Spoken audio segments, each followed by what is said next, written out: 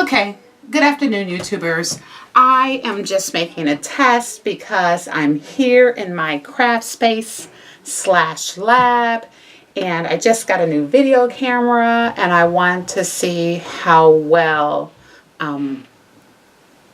the video is recording and testing sound and all of that. So I'm going to make a quick video on my rebatching of some soap. I just recently had a large order. I was trying the End of Pots World and it turned out okay. I wasn't really pleased with how it looked, so I chopped up all the soap, or I shredded it. I put the soap in a crock pot with like maybe 2 tablespoons, maybe 4 ounces of water.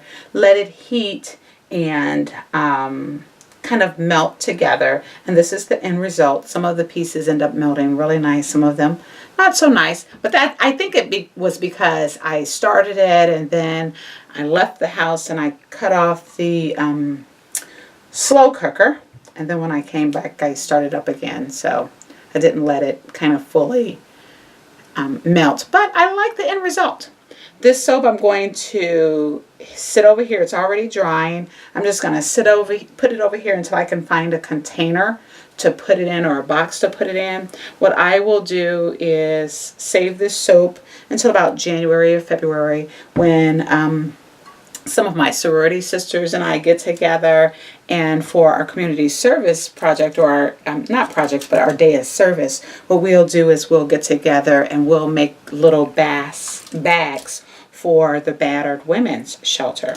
So that is one of the activities we'll do. In the past, we've gone to the Martin Luther King Center and we were hostesses there, while other sorority members went to the Ronald McDonald House and served food to the parents and the children that were staying at the Ronald McDonald House. So, you know, on that day we are very busy all over Columbus just serving our community.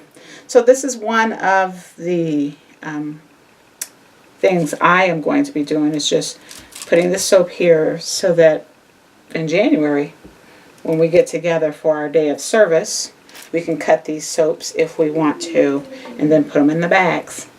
Oh, while I'm doing this, I want to share with you the soap cutter that my husband made. It serves its purpose, but I think I need to get something that is going to be a little bit more consistent with cutting bars. I mean, I love it.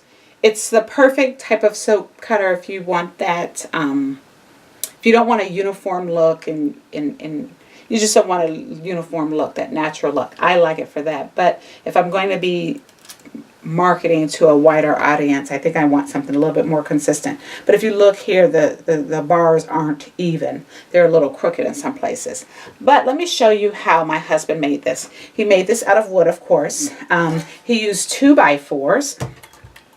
He used 2x4s to make the frame, and then we used guitar strings, and I don't know what you call these little screws. But anyway, he used guitar strings, and I think the number was 18, and that's for the thickness. I'm not really sure. I just remember going to the guitar store and buying the number 18. So we bought the guitar strings, and then he drilled holes about 1 inch apart, and he fed them through here. So the holes are about 1 inch apart, or they are 1 inch apart. But the problem is these strings get loose over time, and if you look here, they kind of move, and I can't figure out how to tighten these up. So that's why I'm purchasing a soap cutter, so that I can get something a little bit more consistent. But I'm not really sure when I'm going to do that. So that is that's how we cut. But then the base of it, he used, again, wood. And we just used scrap pieces of wood, and we just kind of glued those on there. And we just left some spacing so that the strings could, once it cuts through the soap, it'll nestle right between these grooves, so that we'll have a complete cutting of the soap. Thank you for watching and have a wonderful day.